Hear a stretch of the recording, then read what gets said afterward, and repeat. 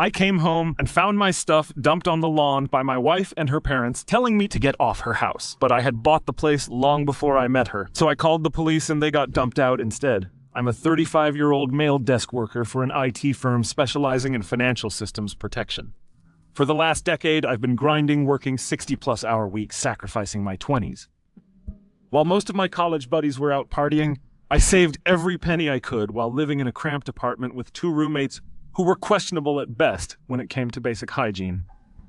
One of them literally never washed his dishes. They just soaked for weeks. But I put up with it because I had a goal.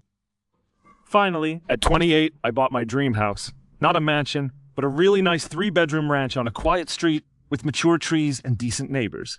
It had a finished basement where I set up my gaming station and home office, a backyard big enough for her a dog, which was always the plan, and a kitchen that didn't make me want to cry every time I cooked. I put down $80,000 I'd been saving since college graduation. My parents helped with $20,000, but I paid them back within 2 years because I didn't want to owe anyone. I was damn proud of that house and what it represented, actually achieving something substantial through hard work and delayed gratification. I met Sophia, a 34-year-old female on Bumble, about 5 years ago. She seemed cool at first, claiming to be into hiking and video games, and describing herself as low maintenance in her profile. She had this quirky laugh that I found endearing and could talk for hours about true crime documentaries, which I was into at the time. We dated for a year, moved pretty quickly, and got married at a courthouse with a small reception at my place. She moved into my house, which I'd already owned for 2 years. There were red flags I ignored because I was admittedly just happy to not be single anymore. She worked as an executive assistant, but called in sick constantly. She expected expensive birthday, Christmas, Valentine's, and anniversary gifts, but got me stuff from the clearance rack. Her parents treated her like she was still 16, and she let them. She had anxiety that conveniently acted up whenever there was a chore to do. She never once offered to split any house-related expenses and had a mysterious shopping habit that somehow never affected her meager bank account. I later found out my credit card was funding it. I got home around 6:30 in the evening after a killer deadline. Having coded for literally 14 hours straight, debugging a critical security patch. My brain was completely fried, my eyes burning from staring at screens all day. Dreaming of crashing on my couch and maybe playing some Xbox to decompress, I pulled into my driveway and had to slam on the brakes because there was a pile of stuff on my front lawn. My stuff. My faded college hoodie from State University was lying in the grass getting damp. My $4,000 vinyl collection, which I've been meticulously building since high school, was spilling out of a box. Some records exposed to the elements. My gaming accessories, books, clothes, even that stupid ceramic owl Sophia gave me for our anniversary. Bought with my credit card, as I later discovered was sitting crooked on top of the pile. There they were, the in-laws from hell. Cheryl, 62, and Gary, 65, both standing there with smug looks on their faces like they just won the lottery. These people have never worked real jobs in their entitled lives. Gary manages some family property he inherited from his daddy, and Cheryl's entire identity revolves around being Sophia's mom and shopping at Nordstrom. Both were wearing designer clothes while standing on my lawn throwing my stuff around. Sophia was hovering by the porch, arms crossed, looking away like she couldn't meet my eyes. Her body language was a weird mix of defiant and nervous, like someone who knows they're doing something terrible but has convinced themselves they're justified. Before I even got my car door open, Cheryl started in with that shrieking voice of hers that sounds like a nail gun hitting sheet metal. There he is. Finally, the worthless bum. This from a woman who once told me at Thanksgiving that real men buy their wives Tiffany bracelets just because in that my job in computer stuff wasn't impressive, because anyone can do that nowadays. I felt a weird calm come over me like deep-sea pressure or something. A strange clarity when everything suddenly makes perfect sense. I got out slowly, not rushing. Gary puffed up his chest like he always does when he's trying to intimidate someone. The dude's been living off his daddy's money his whole life, but acts like he's some self-made titan of industry. He has these business cards that say entrepreneur investor, but I've never actually seen him do either of those things. Okay, Ethan, this isn't working. He barked at me using his "I'm talking to the waitstaff who brought me the wrong appetizer" voice. Get out, we're changing the locks tomorrow. This is Sophia's house now. Our daughter deserves stability, security. Not well, you. He waved his hand dismissively like I was garbage that had blown onto his property. Like the guy who works 60+ hours a week to pay for everything is the problem. Sophia finally spoke up, her voice all quiet and thin, using that baby girl tone she uses when she wants something expensive. Ethan, it's over. I told you things weren't right. Mom and Dad agree. It's just better if you leave my house. My house. The one I bought with my down payment 5 years before I even swiped right on her profile. The one where only my name is on the deed and mortgage and everything. The one I'd spent thousands renovating little by little. New water heater fixing the deck, replacing the ancient dishwasher. All while she complained that we weren't prioritizing the cosmetic updates she wanted for her Instagram photos. Her parents had maybe visited 4 times before she moved in, always acting like they were doing me some huge favor by gracing me with their presence, always making comments about how I should really upgrade. The countertops are asking, when are you getting a pool put in? Never offering to chip in, of course. One time Gary actually said, when Sophia fully moves in, we should talk about proper window treatments for this place. Like I was living in some kind of unfinished construction site instead of a perfectly nice home. And now suddenly it's Sophia's house. The mental gymnastics were Olympic level. Cheryl came at me finger-stabbing the air, her fancy manicure glinting in the evening sun. She had this self-righteous look on her face like she was delivering divine judgment. You heard her. Get out. You aren't welcome here, you worthless bum.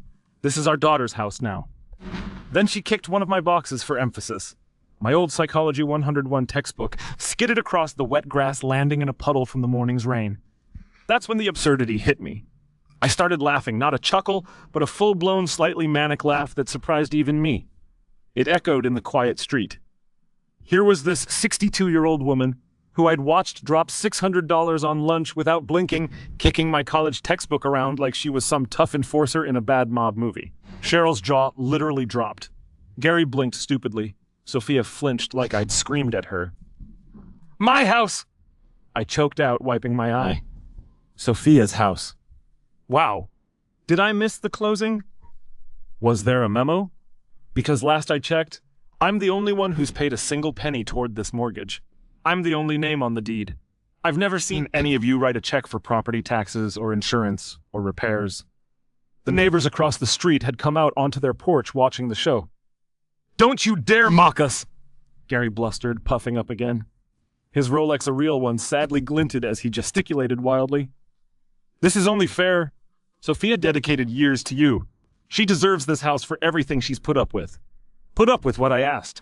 My face getting hot, but my voice steady. My stable job paying all the bills, the vacations I funded, the $4,000 handbag I bought her for her birthday that she used twice before deciding it was last season.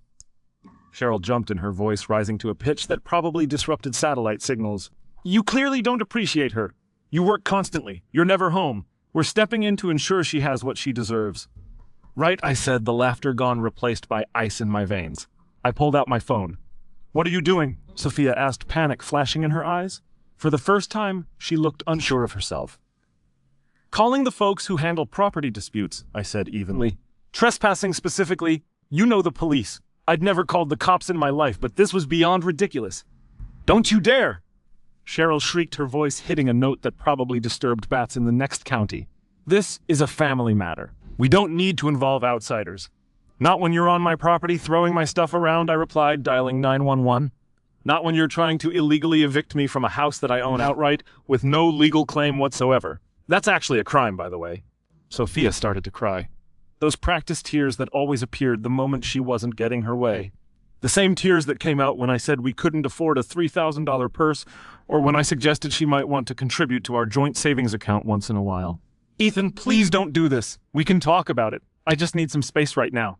And Mom and Dad thought they could steal my house. I finished for her. Yeah, I gathered that part. As I explained the situation to the dispatcher, I watched Gary whispering urgently to Cheryl, whose face was turning an alarming shade of red. Sophia just stood there, probably realizing that her master plan was falling apart before her eyes. The neighbors were outright staring now. Mrs. Peterson from next door had come outside with her phone possibly recording. Great. This would be all over the neighborhood Facebook group by morning.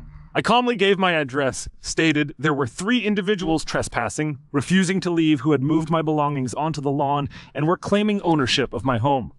I could hear Cheryl in the background, practically gargling with rage, yelling that I was the one who needed to leave. My name is on the deed and mortgage. I've lived here for 7 years. They're trying to illegally evict me, I explained to the dispatcher, who sounded like she'd heard it all before. Gary started toward me, his face turning purple under his expensive haircut. He was muttering something about talking some sense into me. Gary, I wouldn't. I warned, holding up my free hand. Stay there. Adding assault to the mix won't look good for you. He hesitated, then stopped. Gary's whole tough guy act falls apart the second there might be actual consequences. He's used to bullying people with his money and connections, not facing real repercussions. Sophia looked genuinely panicked now. Not sad, not upset, but panicked, like someone whose scheme was rapidly falling apart. Ethan, please hang up. Just go stay with your brother Ryan for a few days. We can talk later. I promise we'll work something out. Talk about what, Sophia? My voice was flat. The betrayal felt like someone had punched me in the stomach. 3 years of marriage, and this is what it came down to. The part where you plotted with your parents to illegally kick me out of the house I own, or the part where you stood by while they threw my life onto the lawn. Which bit requires clarification? She winced. Actually, physically winced. Mom, Dad, maybe we should go. We can come back tomorrow with... We're not going anywhere. Cheryl snapped, adjusting her designer sunglasses even though the sun was nearly down. This is your house, Sophia. Don't be weak now. He's bluffing about the police. I wasn't bluffing. The flashing lights arrived quickly. 2 cars, 4 officers. Our neighborhood isn't exactly high crime, so I guess they were bored. They took in the scene, me by my car, my possessions scattered across the lawn, the trio near the porch. They separated us. 2 officers talked to Cheryl, Gary, and Sophia, while the other 2 spoke with me. I explained the situation, showed my license with the matching address, pulled up photos of the deed on my phone, mentioned it was solely mine, premarital. I showed them my key in the lock and the years of mortgage statements on my banking app. The senior officer listened, nodded, his face unreadable. He then rejoined the other group. I couldn't hear everything, but I caught snippets. Legal resident civil matter for the courts. Must vacate the premises immediately. Sophia was doing the crying thing again with Cheryl's arm around her. Gary was puffing up his chest, talking about misunderstandings and how I was mentally unstable. Classic Gary trying to rewrite reality when things don't go his way. I've watched him do this countless times at family gatherings, changing the story until he comes out looking like the hero. Not this time, Gary. Not with my house. Mrs. Peterson was definitely recording now, not even trying to be subtle about it. The neighbors across the street had brought out lawn chairs. Great dinner and a show. The senior officer, a guy with salt and pepper hair, and the patient expression of someone who's seen every variety of human stupidity, finally walked back to me. Sir, we've explained the situation to them. This is clearly your residence, and they have no legal right to remove you or your belongings. They need to leave immediately. I nodded, relief washing over me. Thank you, officer. However, he continued, I should note that this is ultimately a civil matter. If there are disputes about property ownership, those need to be settled in court. I understand, I said, but there's no dispute. The house is solely in my name, purchased before marriage. He nodded. That seems straightforward. Then what happened next will forever be one of the most satisfying moments of my life. Cheryl went absolutely nuclear when the officers told them they had to leave. Her face turned a weird shade of purple that clashed horribly with her obviously dyed blonde hair. It's her marital home. He can't just throw her out. We aren't leaving. She shrieked, gesturing wildly. Do you know who we are in this community? Gary puffed up again, adjusting his Rolex like it gave him superpowers. We're staying to protect our daughter. This man is unstable rich, coming from the guy who once told me at Christmas that prenups are for men without balls, when I casually mentioned a friend getting one. The officer's patience visibly thinned. Ma'am, sir, this isn't optional. This is his property according to the ID provided and his legal statement. You are trespassing. You need to leave now. Cheryl planted her designer shoes on my lawn and just said no, and then added, Do you know who my husband is? We have connections in this town. We play golf with Judge Harmon. They don't. They live 45 minutes away in a McMansion. They're probably underwater on. And Judge Harmon retired 3 years ago. That was it. One officer took Cheryl firmly by the arm. She shrieked like she was being murdered and tried to pull away, screaming, How dare you touch me? I'll have your badge. Another officer firmly steered Gary toward the sidewalk. It wasn't rough, but it was decisive. Gary kept saying, This is outrageous. In this fake, dignified voice, while simultaneously threatening to end my career and have the officers fired, physically escorted off my property, yelling threats and insults the whole way. You'll regret this. We'll see you in court. Sophia deserves everything. You're nothing without her. Your job is a joke. Your family is trash. Sophia trailed after them, head down, crying those perfectly timed tears she always uses when she doesn't get her way. The same tears she used when I wouldn't agree to drain my 401k for the dream European vacation her parents convinced her she deserved. She didn't look back at me once, just followed her parents like a programmed robot. The officers made sure they got in their car. A BMW X5 that Gary loves to mention is fully loaded at every opportunity, which was parked suspiciously down the block like they knew they were doing something shady. As they drove off, one officer turned to me. "Sir, I'd recommend changing your locks as soon as possible and document everything if there are further incidents." I nodded, thanking them profusely for their help. As they left, my phone exploded with texts, missed calls, and voicemails. Cheryl's incoherent rage. "You pathetic excuse for a man. My daughter deserves your house and everything in it. You will pay for humiliating us." Gary's fake, disappointed guilt trips. "I thought you were a better man than this Ethan. After everything our daughter did for you. After we welcomed you into our family." Translation. After I paid for their anniversary dinner last year and fixed Gary's laptop for free multiple times. Sophia's whining texts. "Ethan, please call me. It's not what it looks like. My parents were just worried about me. We can fix this. I'm at the Marriott and it's so uncomfortable. I miss our bed." I ignored them all. I methodically gathered every single item from the lawn, careful to check for damage. I found my rare first pressing of Pink Floyd's Dark Side of the Moon with water damage on the cover. I saw her Instagram open on our shared iPad. She'd already posted a crying selfie with the caption, "Sometimes the people you trust the most betray you," with her parents commenting supportive nonsense. 40+ likes already. I carried everything back inside, locked the door, and went through every room looking for anything else missing or damaged.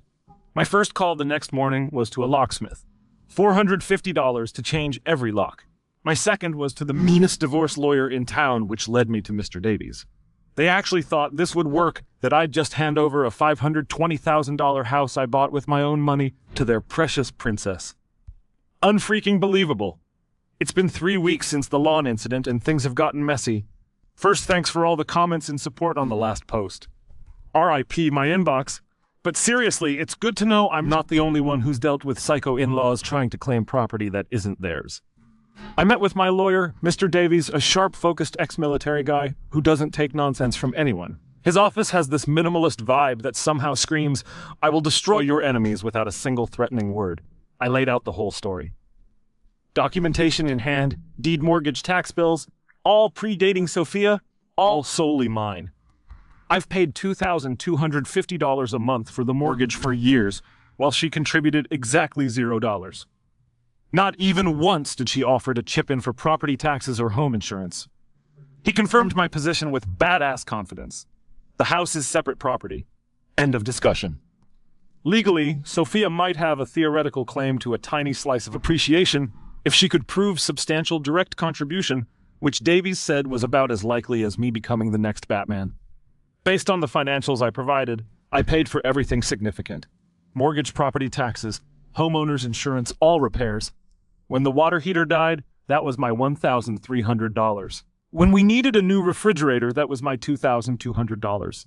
It cost me a $5,000 retainer, but watching Davey start planning the legal smackdown was worth every penny. The man literally took notes in what looked like military shorthand, occasionally nodding with a slight predatory smile. He started drafting the divorce petition, immediately citing irreconcilable differences, but including a factual summary of the lawn incident as context for her behavior. "We're establishing a pattern of entitlement and attempted property theft," he explained with a slight smile that honestly gave me chills. "Judges don't like seeing this kind of behavior." The harassment didn't stop. It just mutated into a multi-headed hydra of nonsense. Constant calls at all hours. Caller ID is my friend. I'd wake up to 17 missed calls from various numbers that all turned out to be them. Texts ranging from Cheryl's all-caps threats. "No one treats my daughter this way. We have friends in this town," to Gary's attempts at manipulation. "Think of the good times. Ethan, don't throw it all away. We can work something out where everyone wins." Translation. Where they win. To Sophia's pathetic pleading, "Ethan, please talk to me. I miss you. I didn't mean for it to go this far. Mom and Dad just want what's best for me. I need some of my things." Then Sophia's older sister, Heather, 38, entered the fray. For context, Heather always fancied herself the family fixer, but she's really just the family bully. She's the one who once told me at Thanksgiving that I shouldn't expect to be treated like family until I'd proven myself worthy, whatever that means. She started with fake sweet texts. "Ethan, honey, you need to talk to Sophie. This is tearing her apart. She's lost 5 pounds from stress." Meanwhile, Sophia's Instagram showed her out at brunch with friends looking just fine, sipping mimosas and smiling. When I ignored those, the claws came out. Angry voicemails, you gutless coward. Answer the phone. Who do you think you are? Do you know what this is doing to my parents? They're devastated. Sophia is a wreck. You always were selfish, but this is a new low, even for you. Then the doorbell started ringing one evening while I was on a work call about a critical security patch. Non-stop ding-dong, ding-dong. I checked the video doorbell. Heather looking furious. Expensive purse on her arm. Wonder who paid for that. I ignored it. Then the banging started loud enough to rattle the door frame. I had to mute myself on my call. Ethan, open this damn door, you pathetic coward. You think you can just kick her out after everything, after all my family has done for you? They once brought a $7 bottle of wine to dinner and acted like they funded my college education. The projection was stunning.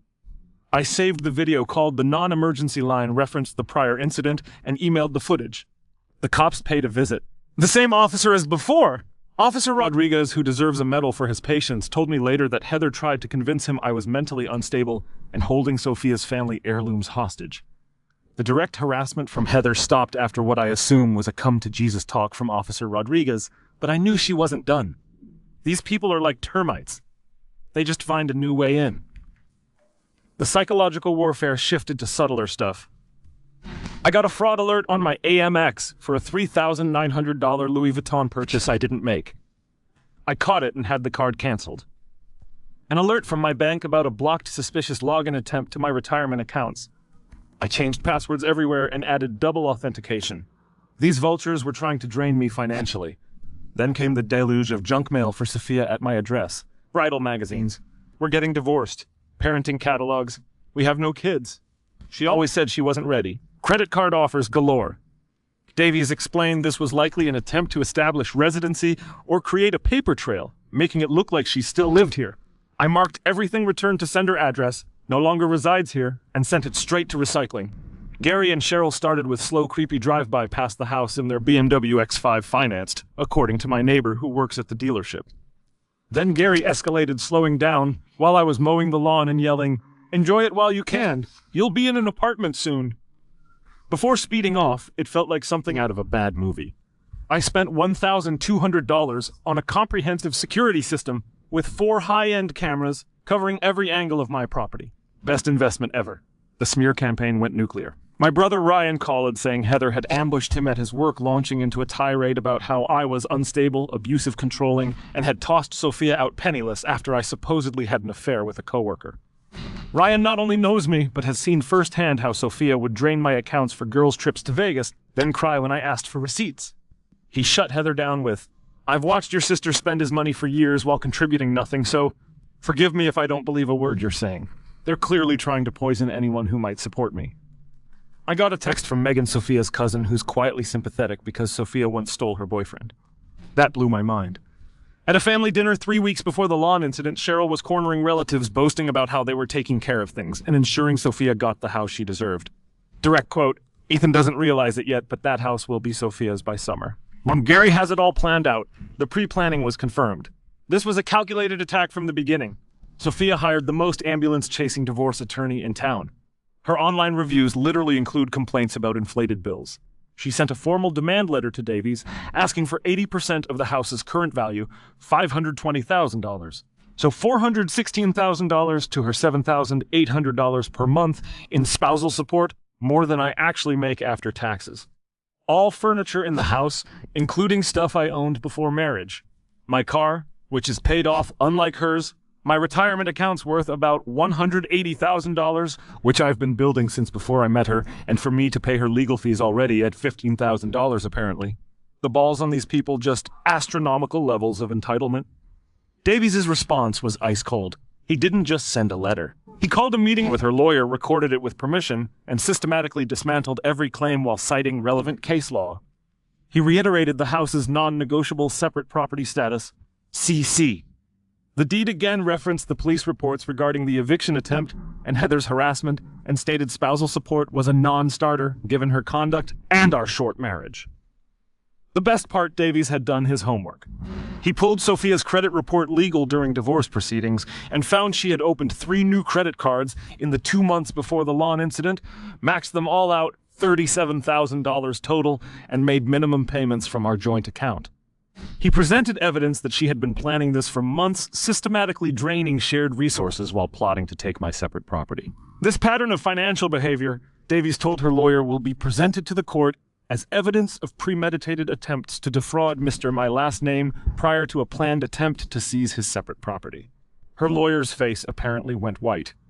Davies agreed to discuss the division of actual marital assets, like the joint savings, but only after the house issue was formally dropped, and we had a full accounting of where that $37,000 credit card debt went. I blocked all their numbers. All communication comes via lawyers now. This is stressful, not going to lie. There are nights I don't sleep well staring at the ceiling, wondering how someone I shared a bed with for 3 years could do this. But every ridiculous demand, every failed stunt just steals my resolve. They thought I'd crumble. Big mistake. They thought they were dealing with some pushover who'd give up his home to avoid conflict. Instead, they found out I'm the kind of guy who will spend his last dollar making sure justice is served. And guys, it's about to be served hot. Grab some popcorn for this one. It's done.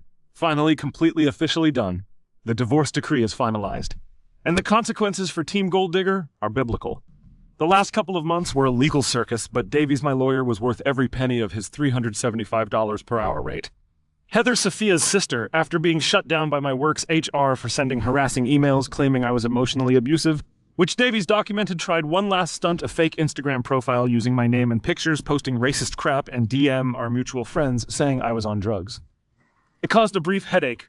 I had to explain it to my boss when a screenshot circulated, but it was clumsy and obvious. Davies sent a cease and desist with a threat of criminal charges for identity theft. We reported the profile. It got nuked. That seemed to finally silence Heather. Cheryl and Gary kept up their pity tour, telling anyone who would listen that I was financially abusing their daughter by not giving her my house. But it lost steam when people realized these so-called upstanding citizens were basically trying to commit real estate fraud. Their narrative of the abusive husband kicking out poor Sophia just didn't stick once. Mutual friends saw the police body cam footage of them being escorted off my property. Yeah, Davies subpoenaed that absolute boss move. The legal process crawled with Sophia's lawyer, some ambulance chaser. Gary found filing motion after motion requests for discovery where Sophia couldn't produce a single document proving financial contribution to the house. Scheduling conferences, her lawyer kept trying to push for mediation focused on the house. Davies shut it down every time with 3 simple words: separate premarital property. Finally, in a pretrial settlement conference faced with 0 legal standing on the house-documented harassment, and the judge basically signaling, "Stop wasting my time," Sophia's lawyer advised her to cut her losses, the revenge legal financial, and served ice cold. Here's where it gets good.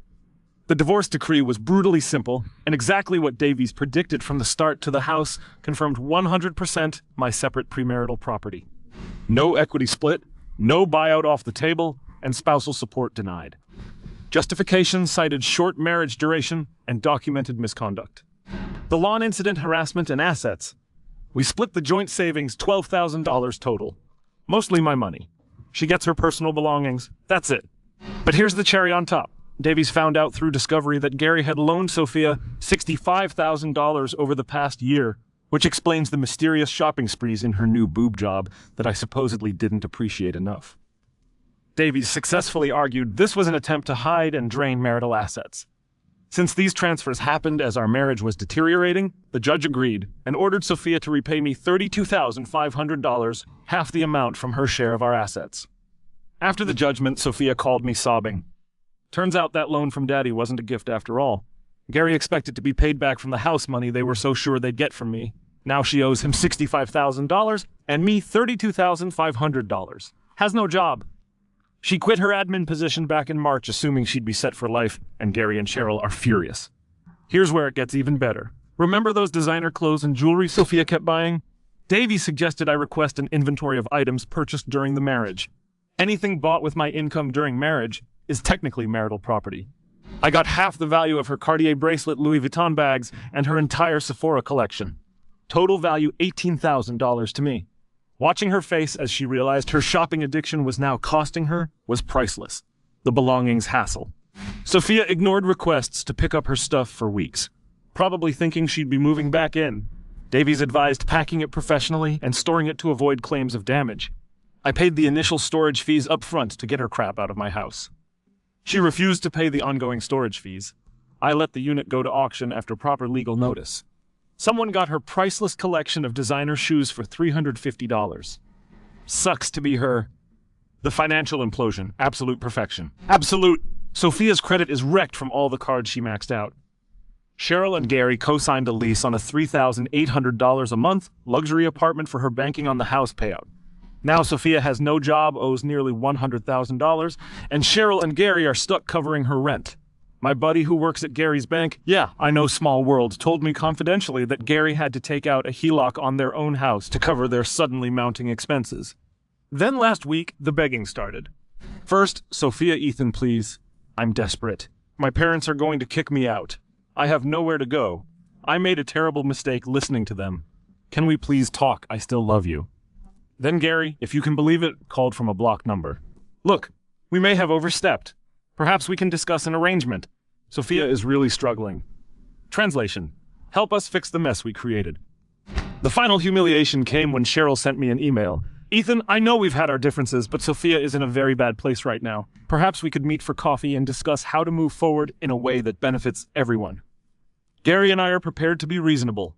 This from the woman who called me worthless and tried to steal my house. I sent all communication to Davies, who responded with a formal letter stating any further contact would be considered harassment and result in a restraining order. He attached copies of the original police report, showing them trying to illegally evict me, just as a friendly reminder. They're completely isolated. My friends who initially stayed neutral came back with apologies once they saw the evidence. Sophia's friends figured out she was using them for free dinners and weekend crash pads and cut her off. They tried hosting a fundraiser for her legal fees. 3 people showed up, including Heather. How am I doing? Freaking great. I upgraded my gaming PC with the money I'm saving, not supporting her shopping habit. I lost 15 pounds of stress weight. I got promoted at work. Turns out focusing on your career instead of dealing with entitled in-laws has benefits. I bought a German Shepherd puppy named Justice. Yes, I went there. I started dating a corporate attorney who thinks what Sophia and her parents did was textbook real estate fraud and borderline criminal. The house feels like mine again.